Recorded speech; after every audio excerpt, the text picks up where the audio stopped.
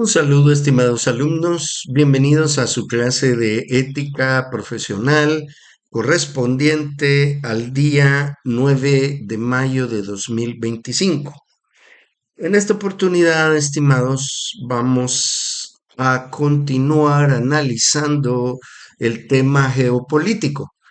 Pero para podernos introducir, vamos a buscar una introducción interesante, una reflexión interesante que hace el doctor Manuel Velázquez en su libro Ética y los negocios. Entonces, en su parte 2, el libro de Ética en los negocios del doctor Velázquez, catedrático de la UNAM, plantea lo siguiente. Los negocios se llevan a cabo en los mercados. Las empresas adquieren suministros, materias primas y maquinarias en mercados industriales. Se dirigen a los mercados de trabajo para encontrar empleados. Venden sus productos terminados a las tiendas de menudeo en los mercados de mayoreo. Y a la venta final a los consumidores se hacen los mercados minoristas. Bien. Este resumen tan corto nos permite a nosotros vislumbrar cuál es la tarea del mercado y cuál es la tarea de los negocios y dónde potencialmente pueden haber conflictos de interés para empezar, que después vayan a derivar en conflictos éticos. Cuando esta escala se incrementa y ya le estamos haciendo una mirada macroeconómica al sistema económico, entonces, es ahí donde empezamos a entender el tema de los grandes conflictos, tanto en dinero como en gobernanza política. Las empresas, desde el enfoque del utilitarismo, van a tratar de buscar la mayor ganancia posible. El utilitarismo no ha desaparecido de nuestra sociedad y es algo que se transmite como una primera instancia moral de desarrollo. Eh, el utilitarismo es visto desde la micro, pequeña y mediana empresa como una finalidad. Recuerden que le hemos hecho una crítica al utilitarismo, diciendo de que por un lado todo es factible siempre y cuando medien las ganancias necesarias para el desarrollo de la empresa a costa de cualquier cosa. Y hemos visto los casos donde el utilitarismo llevado al extremo lo que produce son casos de corrupción tremenda. Les hemos visto en el negocio financiero. Más adelante vamos a hacer una pequeña parada para analizar la estructura de las finanzas mundiales. Pero por ahorita que quede claro que hay esta relación que los negocios a partir de la fabricación del producto, el- la compra de maquinaria, la elaboración del producto terminado que pasa al mayorista y luego los productos terminados a los mercados minoristas, en toda esta secuencia ocurren un montón de relaciones entre actores económicos que terminan por estructurar un sistema en el cual pueden darse muchos conflictos éticos. Vamos entonces a analizar un poco el sistema de negocios, cómo se involucra el gobierno, los mercados y el comercio internacional. El profesor Velázquez plantea eh, cuatro preguntas interesantes, que de alguna manera las vimos en la clase pasada, que las vimos así a grosso modo. ¿Por qué dijo John Locke que el gobierno no tiene el derecho de quitarle a nadie sus propiedades privadas? Una pregunta que merece la pena estudiarse históricamente. ¿Por qué Adam Smith creía que el gobierno no debería interferir en el libre mercado? ¿Eh? Estas son ideas que debemos tenerlas en cuenta que surgen del siglo XVIII y después se pasan al siglo XIX. ¿Qué beneficios atribuía David Ricardo al libre comercio? Y todos estos análisis son hechos, por supuesto, con enfoque matemático, enfoque político, enfoque filosófico. Y finalmente, ¿qué injusticias dijo Karl Marx que son inherentes al capitalismo de libre mercado?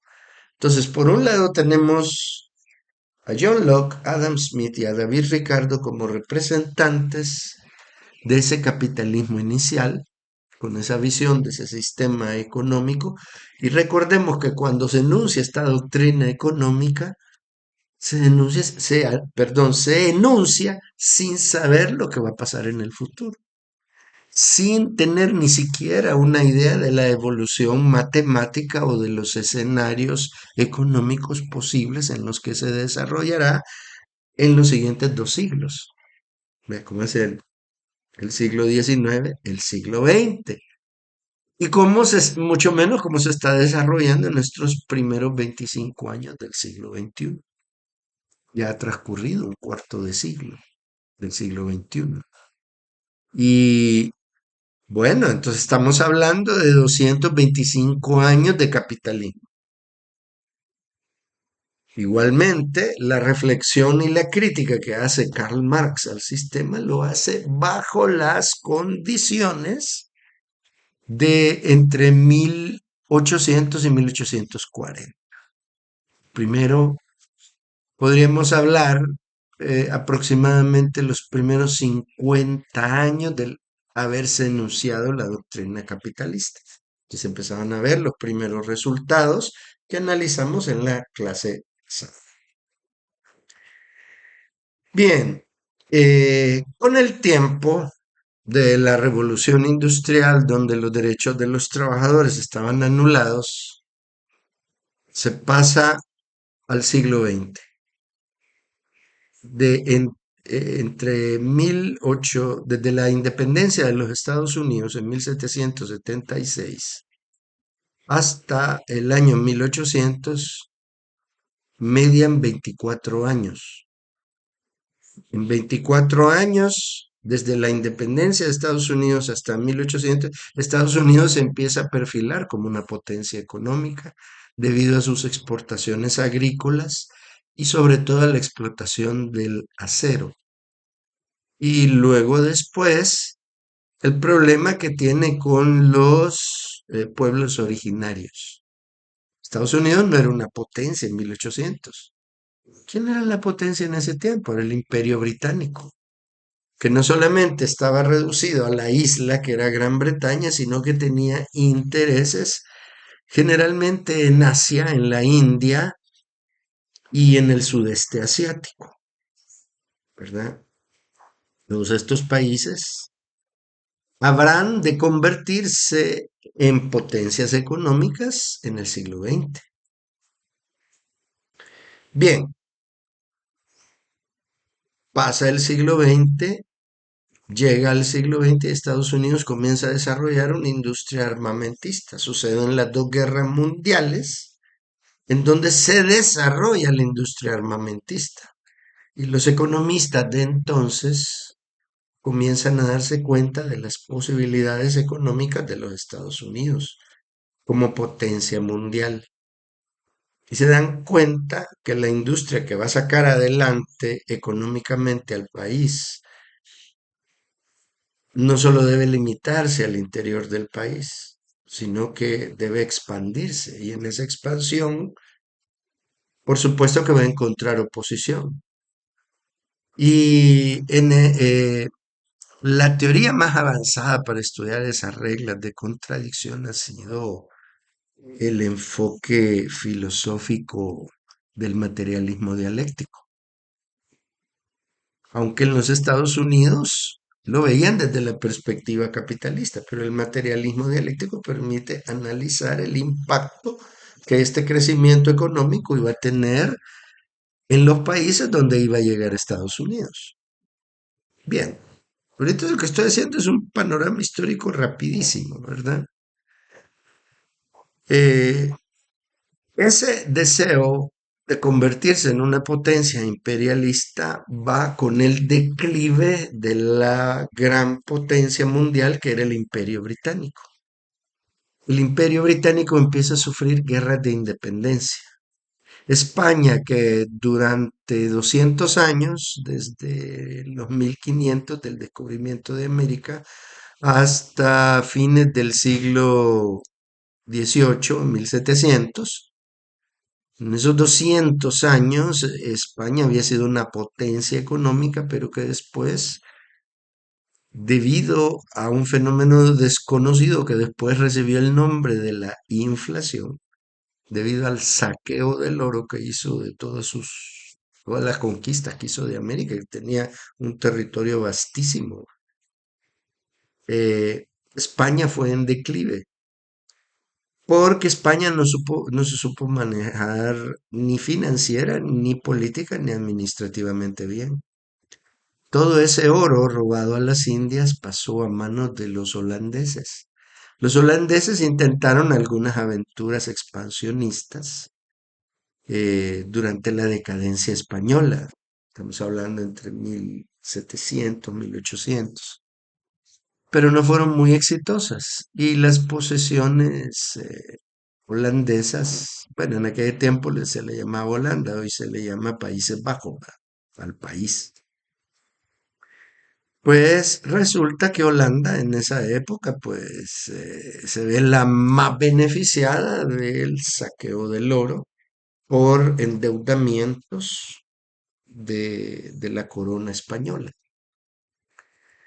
Entonces España se convierte en un imperio en declive y ese imperio en declive, como ustedes lo saben ahora porque tienen ese conocimiento macroeconómico, en aquella época no se tenía ese conocimiento macroeconómico, empieza a afectar en las relaciones comerciales del imperio británico con sus posesiones y colonias, tanto en África como Asia.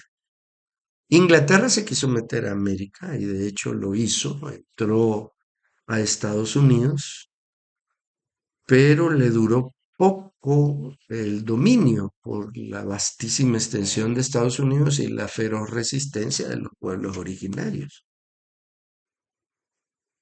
El imperio británico fracasa en América militarmente. Y en 1700, así lo vemos, los peregrinos entraron a principios del siglo XVII, estamos hablando de 1600, entre 1600. No le estoy dando fechas exactas, sino que más o menos el panorama. Entre 1600 y 1640, los peregrinos del Mayflower, que fueron los primeros que establecieron asentamientos conquistadores en los Estados Unidos, lo que después sería conocido como Estados Unidos, ¿verdad? Por esa razón, eh, duró esa aventura militar, quiero ver si comenzó en 1620, si no me equivoco, por ahí, y finalizó en 1776, esto estamos hablando de casi 150 años, un periodo mucho más breve que el que duró el dominio español en las colonias de América. Entonces tuvieron que salir porque se les impusieron militarmente y no fueron los pueblos originarios, sino que el conflicto ocurrió porque los ingleses que habían nacido en Inglaterra establecen su colonia en América y los descendientes de esos ingleses, que por supuesto no se mezclaron con las poblaciones originarias de indígenas estadounidenses. Eh, Eso provocó, ojo, yo digo estadounidenses, pero no quiere decir que en ese momento existía el país de los Estados Unidos como tal, no, no existía esa nación. Podríamos decir pueblos originarios americanos, que sería el nombre como más preciso. ¿Y por qué hablamos de América? Porque América fue el nombre que se le dio al todo el continente y sin profundizar mucho en la historia, pues fue Américo Vespucci, un geógrafo italiano, que hizo el primer gran mapa de América y que le quitó de la mente a la corona española de que ese territorio era parte de la India, de las Indias orientales, ¿verdad? Porque, o sea, en ese momento, acuérdense, todavía estaba aquel concepto de que la Tierra era plana. De hecho, hay algunos, iba a decir una palabra malsonante, pero bueno, hay unas personas con un altísimo nivel de imaginación que creen que la Tierra es plana, ¿verdad? Entonces, el terraplanismo existía en esa época, era la concepción que estaba en la mente de los conquistadores españoles y que hoy día pues lo sustentan algunas de estas personas con imaginación desbordada o inteligencia detenida, vaya, para no decir alguna palabra fuera de tono, ¿verdad? Entonces, estas personas terraplanistas venían de la corona española, pero cuando se establecen esas cartografías de los pueblos conquistados, Américo Vespucci, un científico de la geografía, se enteró de que no habían llegado a las Indias, sino que este es otro continente, dijo. En aquella época, pues tenemos que ligar a Copérnico y las disputas que había con la iglesia sobre si la Tierra era plana o redonda. Galileo Galilei se había demostrado que la Tierra era redonda y que giraba alrededor del Sol, científicamente, pero bueno, bajo amenaza se tuvo que retractar, ¿verdad? Y luego, eh, cuando, cuando esta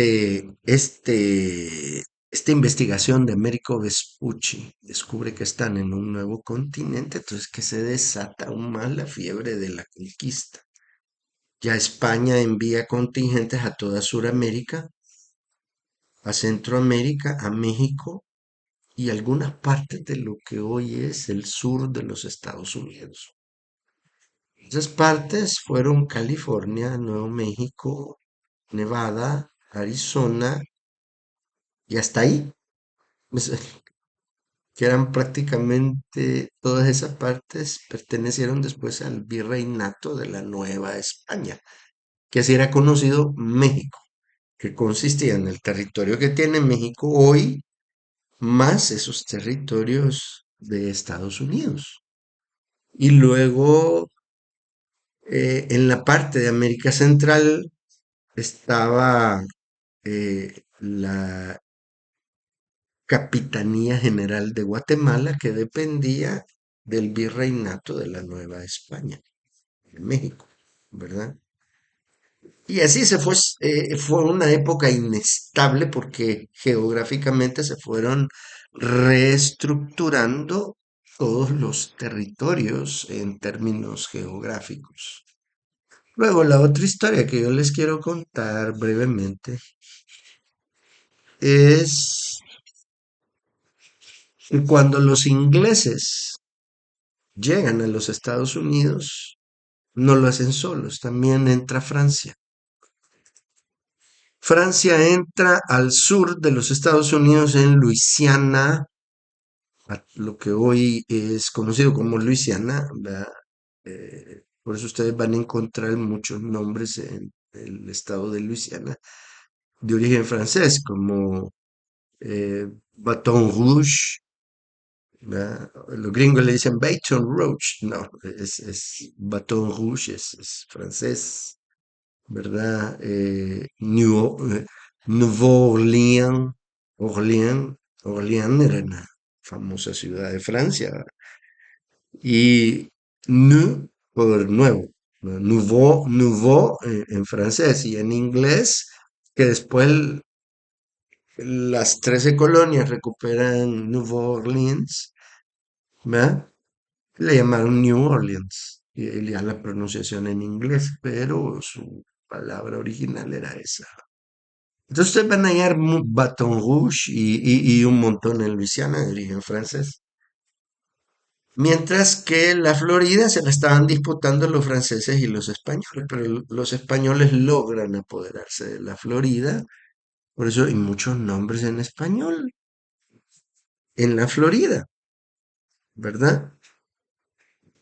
Bien, hasta ahí, digamos, como la distribución territorial francesa, española, que ya les dije que es la parte del sur de lo que hoy conocemos como Estados Unidos, la Florida, mientras que los franceses se afincaron en Luisiana y ciertas partes de Atlanta.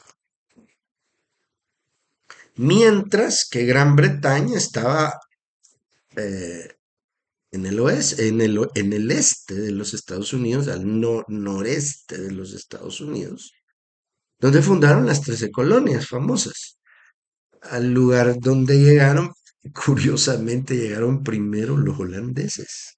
Ah, y bautizaron ese espacio como New Amsterdam o la Nueva Ámsterdam. En realidad no era New Amsterdam, sino que nuevo en neerlandés, no sé cómo se dice, y si me perdonan, pero no sé cómo se dice nuevo. Entonces le llamaron así, pero cuando después llegaron los británicos, pues eso le pusieron primero New Amsterdam. Pero como expulsaron a los holandeses, entonces decidieron cambiarle el nombre y entonces pensaron, ¿y qué nombre le ponemos? Matatero Terola. Entonces se pusieron a pensar en en una ciudad de Gran Bretaña que era York, York, pronunciado así con acento inglés. Y bueno, para no confundir el York de la isla británica con el York de América, pues le pusieron New York, ¿verdad?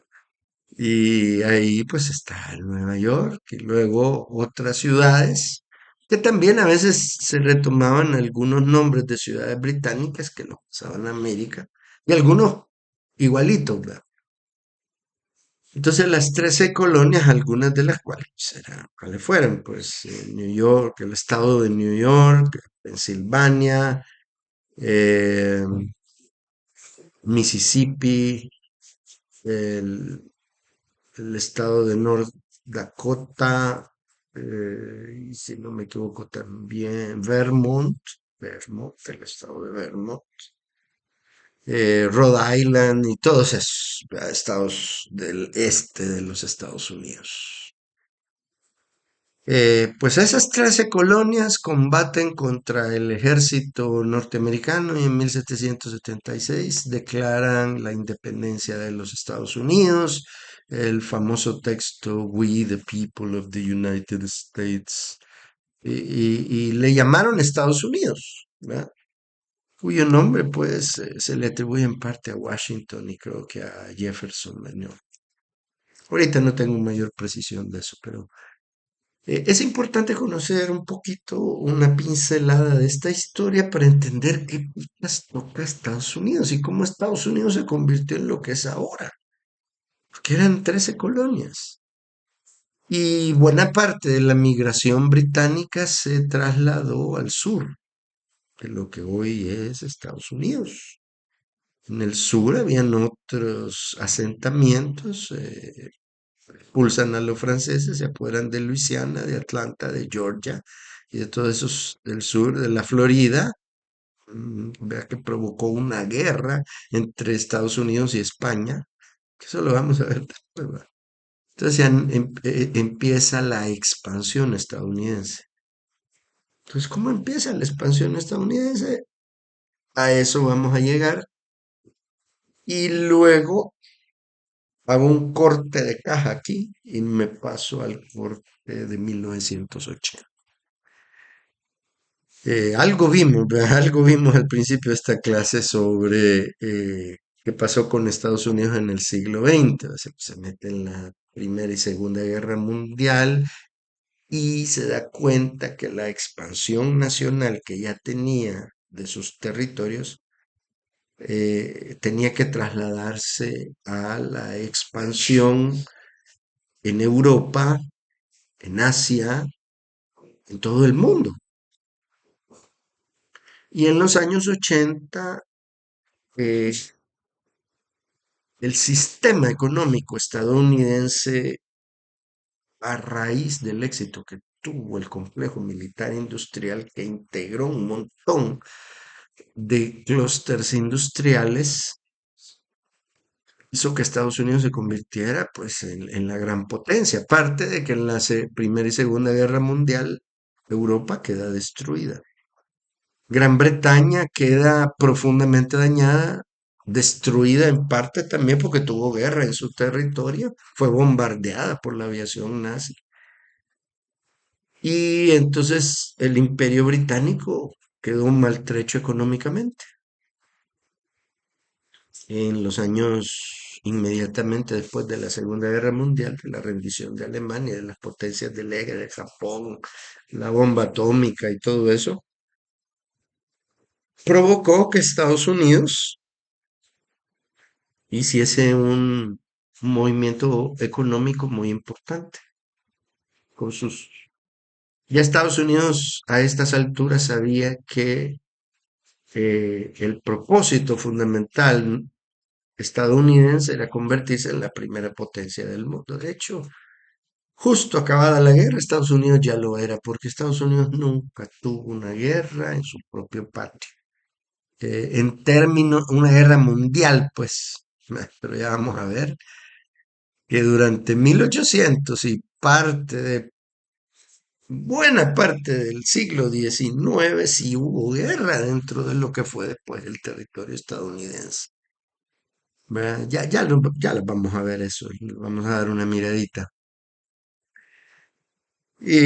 Pero la economía de Estados Unidos estaba vigorosa aún después del colapso de 1929 de la Bolsa de Valores. ¿Verdad? Ya había una forma de manejar la economía que lo que permitió hacer era que esa economía se convirtiese en una economía boyante y después en una potencia. Entonces, en los años 40, para ayudar a los países que habían quedado dañados por la Primera y Segunda Guerra Mundial, sobre todo Europa, y parte de Asia también, que quedó traumatizada con la bomba atómica.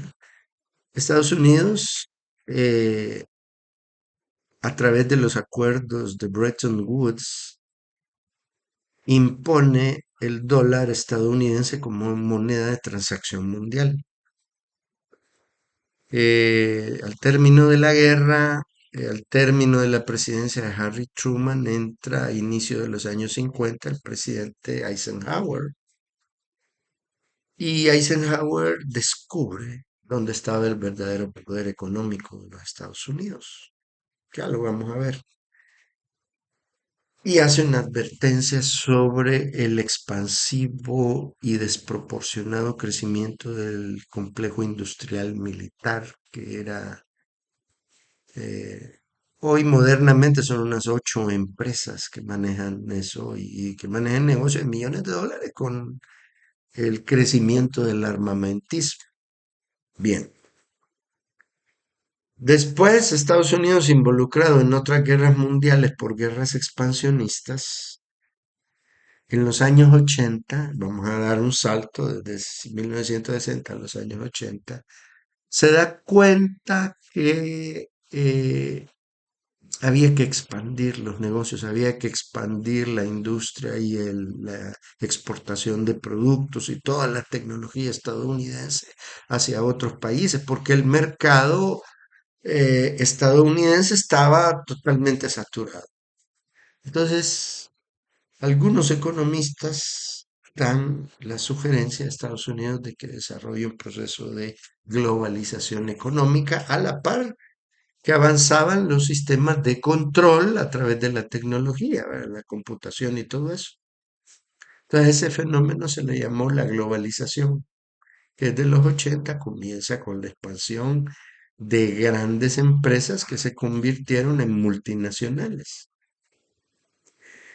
Veamos lo que dice el maestro Velázquez. La globalización tuvo un auge en la década del 80 de 1980 y desde entonces ha avanzado en un grado que no tiene precedentes en la historia mundial.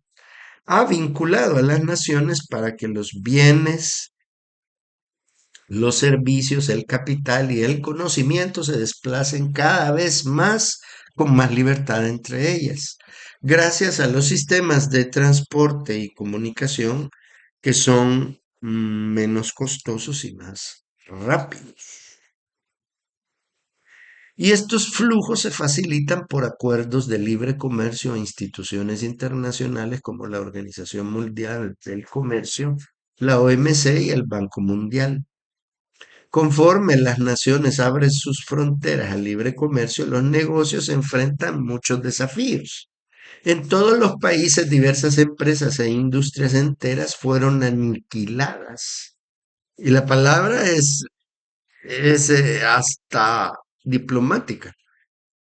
Conforme la globalización las obligó a competir con compañías de otras partes del mundo. Los empleados quedaron sin trabajo cuando sus empleadores reubicaron las fábricas en otros países con salarios más bajos. Eso le pasó tanto a Estados Unidos como a países donde llegaban, ¿verdad? Por ejemplo, pongo un ejemplo sencillito. Aquí la industria del chocolate en tablilla es algo que se ha quedado a un nivel muy doméstico. Pero ¿cómo pueden concebir ustedes que esos productores artesanales de chocolate en tablilla van a competir contra un Hershey, con un Snicker, con un M&M's? Son monstruos, ¿verdad? Ahí tienen el ejemplo. Hay un nicho de mercado que no se compara en su monto en dólares con el que tiene estos gigantes estadounidenses. Bien. Los empleados quedaron sin trabajo cuando sus empleadores reubicaron las fábricas en otros países con salarios más bajos. Y se ha acusado a las compañías de manipular a las instituciones que regulan el comercio entre las naciones con la finalidad de enriquecerse a expensas de los pobres. País de las libertades. Para entender estas acusaciones, consideramos cómo dos compañías, Swingline, un fabricante de engrapadoras, y Abbott Labs, una compañía farmacéutica, aprovecharon cada una de diferente forma las oportunidades que ofrece la globalización. Vamos a estudiar solo el caso de las engrapadoras. El caso de Abbott Labs es muy complejo, pero veamos. Jack Linsky, un inmigrante ucraniano, inventó la moderna engrapadora fácil de usar, la Swingline. Todavía existe la marca. En 1925 construyó una fábrica de engrapadoras en New York y contrató a inmigrantes de todas partes del mundo. Agradaba a sus empleados y con el trabajo de esto la compañía prosperó hasta 1987, año en que Linsky la vendió por 210 millones de dólares, dándose por servido. Recuerden que hay un momento que las personas pues ya sienten que les rebasa semejante responsabilidad. Pero la globalización y los acuerdos de la OMC de 1995 comenzaron a permitir que las compañías extranjeras importaran y vendieran libremente en Estados Unidos. El Salvador firmó un acuerdo de libre comercio hasta el 2004, 2005 creo que es, bajo la presidencia de Elías Antonio Saca. Fue el primer país centroamericano que firmó el acuerdo de libre comercio. Y yo recuerdo que el presidente Saca dijo que el que pegaba primero pegaba dos veces. Pero fue un acuerdo hecho tan a la carrera y tan irreflexivo que Estados Unidos botó todas las barreras arancelarias que tenía en El Salvador y entró con todas sus industrias, equipo y todo. Y sobre todo ustedes lo pueden ver en las maquilas, ¿verdad? Que esto de las maquilas ya de por sí entraban sin pagar impuestos al país. Únicamente lo que únicamente ofertaba El Salvador era la mano de obra barata, que algo hemos hablado de eso. Bien. En 1997, pero la globalización y los acuerdos de la OMC de 1995 comenzaron a permitir que las compañías extranjeras importaran y vendieran libremente en Estados Unidos las engrapadoras que copiaban a partir de los modelos originales. Me agarraron el producto y lo copiaban. Esto lo hacen de este y de este modo, sí, y ahí venían los competidores. En 1997, la compañía se esforzaba por competir contra esas empresas que tenían costos de mano de obra mucho más bajos que los suyos. En 2000, la compañía despidió a todos sus empleados de la planta de Nueva York, cerró la fábrica y trasladó sus operaciones a Nogales, Sonora, en México. Y ahí el nuevo Tratado de Libre Comercio con América del Norte, TLCAN o TLCCAN, Telecan, le permitía fabricar las engrapadoras Swingline con mano de obra barata en México y luego importarlas a Estados Unidos sin pagar aranceles. La mano de obra barata de México y luego, bueno, la mano de obra barata era abundante en Nogales, porque el Telecan también permitía que los agricultores estadounidenses vendieran su maíz en México. Como el gobierno de Estados Unidos otorga a los cultivadores de maíz subsidios anuales entre 5.000 y 10.000 millones de dólares, era posible vender el maíz estadounidense a un precio más bajo que el de los productores mexicanos. Esto provocó que 1.5 millones de agricultores mexicanos perdieran entre 1994 y 2004 su única fuente de ingresos, así que emigraron a Nogales y otras ciudades fronterizas para trabajar en compañías estadounidenses como Swingline. Pero en 2003 las compañías instaladas en México comenzaron a abandonar el país para dirigirse a China, un país cuyos obreros aceptan menores salarios que los mexicanos y quienes a menudo trabajan en terribles condiciones de explotación laboral. En 2010, la fábrica de Swingline volvió a despedir a todos sus empleados, cerró su planta en Nogales y contrató a una fábrica china para que hicieran sus engrapadoras. El ejemplo de Swingline suscita varias preguntas de carácter moral. ¿Es correcto que una compañía abandone a sus empleados que le han dedicado durante décadas parte de sus vidas para hacerla exitosa? ¿Qué obligaciones tiene una compañía, si es que tiene alguna, con los empleados que deja atrás cuando se traslada a otro país? ¿Debería el gobierno permitir que esas compañías trasladaran de esta manera sus operaciones a otros países? ¿Qué tipo de obligaciones tienen las compañías hacia sus empleados extranjeros?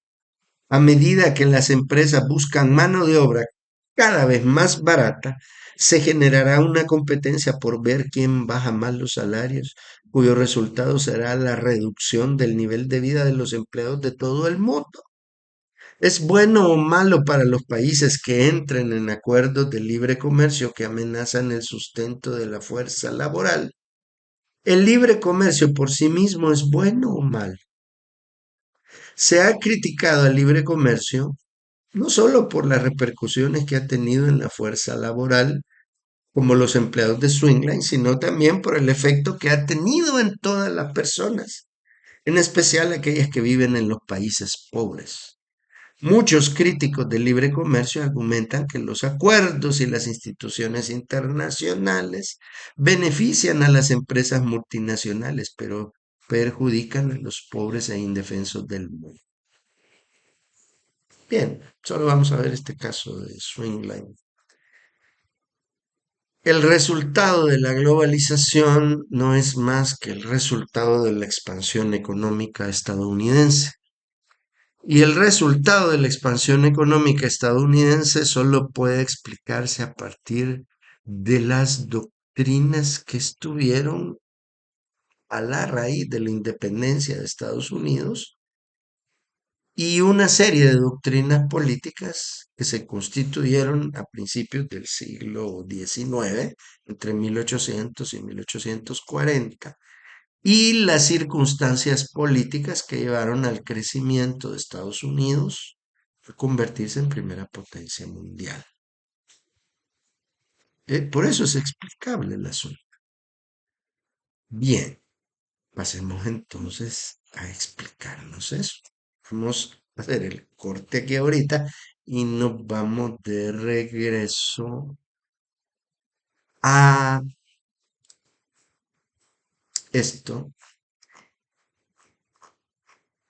que vamos a llamar la doctrina del destino manifiesto.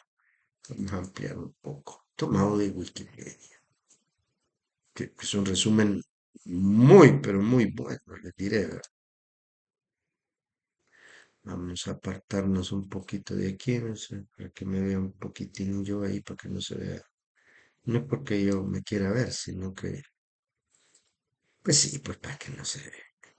Pues sí, pues para que vea que estoy yo ahí, ¿verdad? Pues sí, quíteme, ¿por qué me está apareciendo eso? Estoy apretando donde no era. Aquí. Ok, ok, no quiere estar aquí. Va, bueno. El destino manifiesto fue una doctrina sobre la cual Estados Unidos cimentó su política expansionista de Norteamérica durante el siglo XIX. Estamos hablando de 1800 a 1899. Eso es el siglo XIX. Se fundamentaba en considerar a este país como una nación elegida y destinada a expandirse desde las costas del Atlántico hasta el Pacífico. Forma parte del llamado mito de la frontera. En este contexto se desarrolló, por ejemplo, la guerra contra México en 1846 para anexar sus territorios del norte mexicano. Vamos a buscar un mapa de lo que era México antes de la invasión y auxiliándonos del mapa vamos a entender un poco la geopolítica expansionista de Estados Unidos.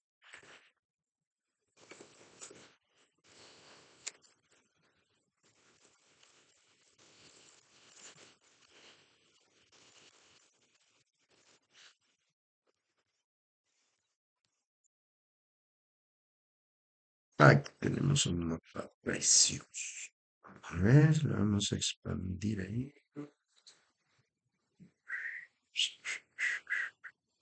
Bueno, vámonos. Ahorita se los muestro aquí. Vamos a ampliar un poquito más para que lo podamos ver en grande. Ahí está, miren. Quiero ver si lo podemos ver en pantalla completa. Ahí está mi mapa. Fíjense, esto era México, que empezaba. Más bien, este era el virreinato de la Nueva España, que comprendía desde Costa Rica hasta una frontera que hoy prácticamente no existe, que llamaban las Californias. Este conservó el nombre después de Baja California. Eh, Aquí está el estado de Oregon y el estado de Washington, Washington State. El estado de Washington es diferente a Washington, D.C., que queda al otro lado de los Estados Unidos, donde está la capital de Estados Unidos. El estado de Washington, cuya capital es Seattle. Después sigue, tengo entendido que Idaho, si no me equivoco. Y otro, ¿verdad? Que es muy importante que nosotros conozcamos esa geografía. Pero vean, este era México. Aquí esto se llamaba Nuevo México y aquí estaba incluido el territorio que hoy se conoce como Arizona. Y California pues se hizo más estrechita y se creó el estado de Nevada y el estado de Utah, porque están como por acá. ¿Verdad? Déjenme ver, voy a revisar el mapa de Estados Unidos. ¿Cuál va? Mapa. Vamos a ver. Aquí está. Este es un mapa sencillito para que lo podamos analizar. Sí, aquí tenemos California, Nevada, Utah. No me equivoqué, Arizona. Y esto era lo que era conocido aquí, comparémoslo, pongámoslo los dos al mismo tiempo que te hiciste el mapa. Se me cogió el mapa, no puede ser. Aquí está. Ah, es que son, no tenía que verlo así, pues separarlos. Mejor así, eso es. Bueno, aquí en chiquito. Eh, sí, tráigamelo para acá. Aquí tienen ustedes, esta era las Californias, que era California, Nevada, Utah y Arizona. Y esto que le llamaban Nuevo México era el estado de Colorado, Wyoming, creo que llegaba a Wyoming, una parte de Wyoming, Nebraska y Kansas. Sí, sí, sí, sí, sí, que está arriba de Texas. Una parte de Kansas, de Oklahoma también, Nebraska, Wyoming, Colorado, y entonces le llamaron New Mexico. Y por supuesto aquí Texas, que incluía la otra parte de Oklahoma. ¿Verdad? Y estos son algunos de los estados que yo les decía yo de Luisiana que tenían los franceses. Veámoslo nada más solo para que...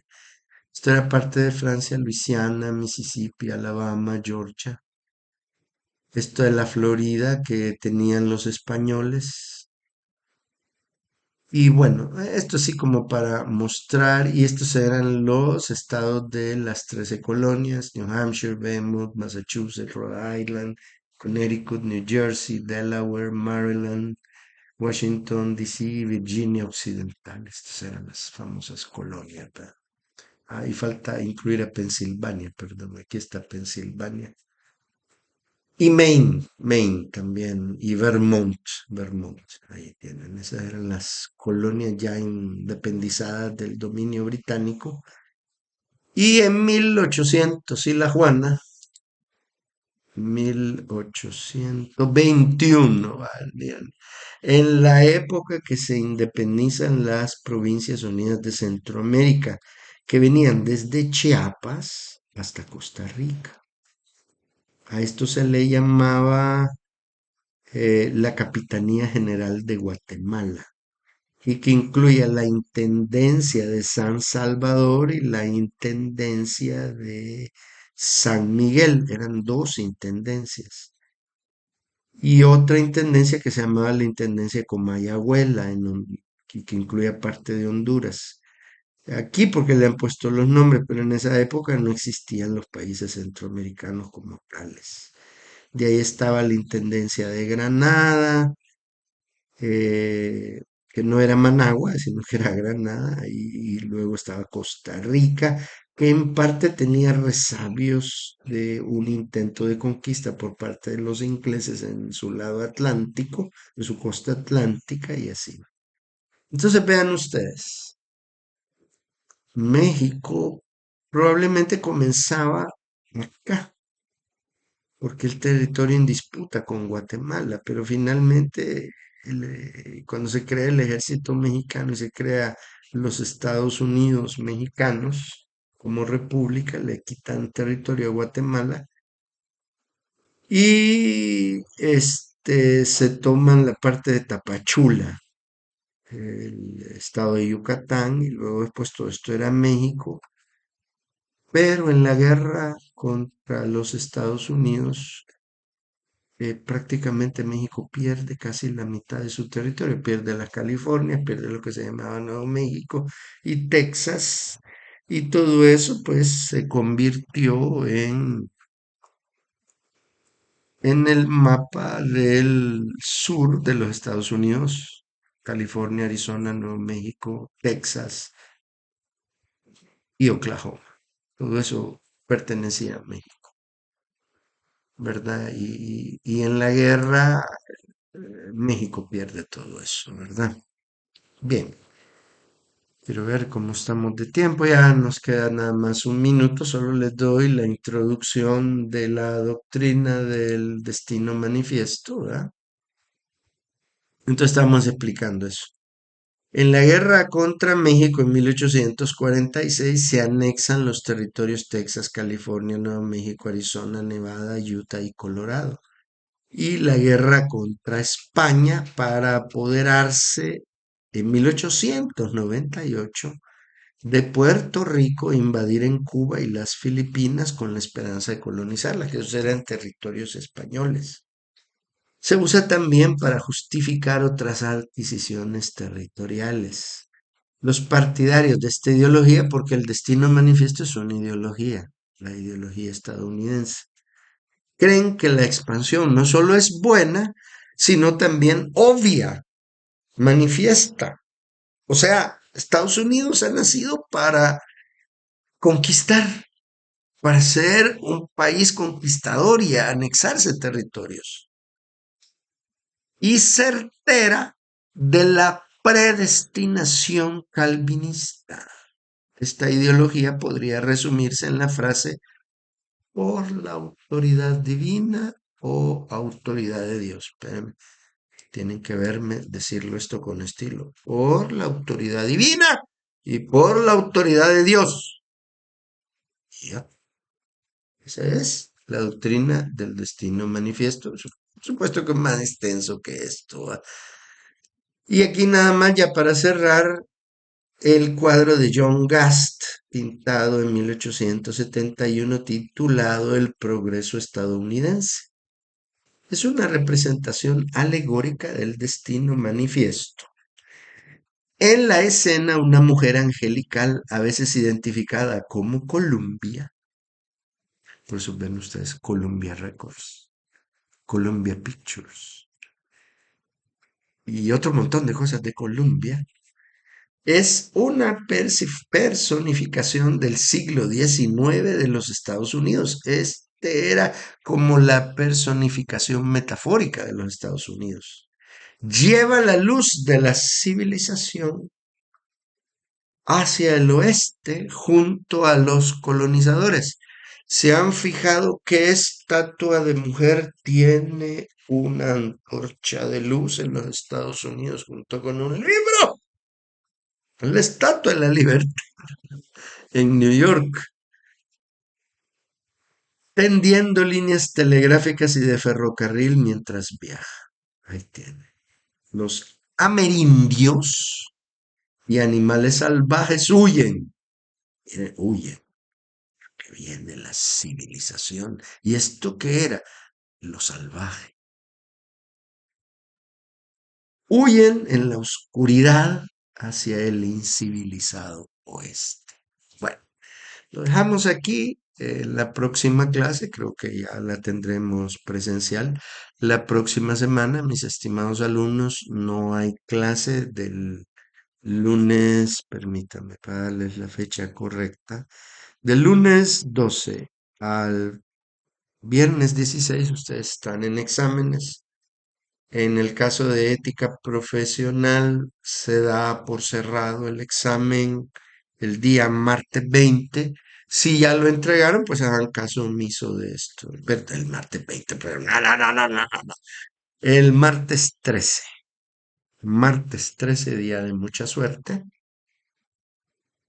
Es el cierre para la entrega del examen de ética profesional que no incluye estos temas que hemos visto esta semana.